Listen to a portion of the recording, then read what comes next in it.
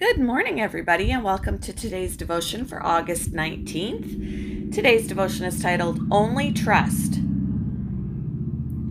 The Bible reading is from 1 Kings chapter 17, verses 8 to 16. Then the word of the Lord came to him, Go at once to Zarephath in the region of Sidon and stay there. I have directed a widow there to supply you with food. So he went to Zarephath. When he came to the town gate, a widow was there gathering sticks.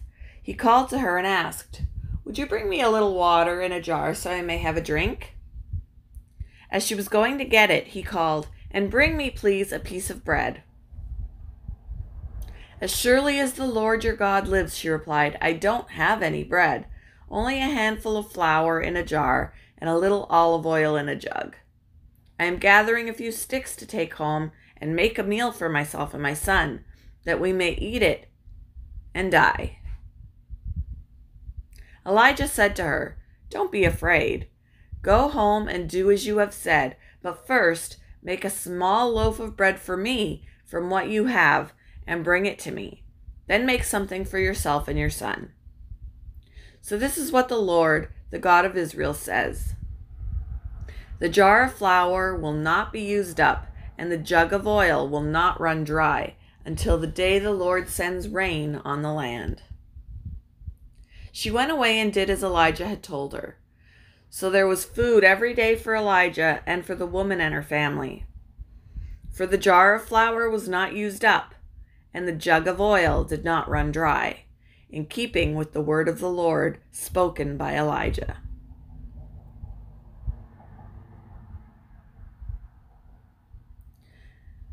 "300 children were dressed and seated for breakfast, and a prayer of thanks was offered for the food. But there was no food. Situations like this were not unusual for orphanage director and missionary George Mueller. Here was yet another opportunity to see how God would provide. Within minutes of Mueller's prayer, a baker who couldn't sleep the night before showed up at the door. Sensing that the orphanage could use the bread, he had made 3 batches. Not long after, the town milkman appeared. His cart had broken down in front of the orphanage.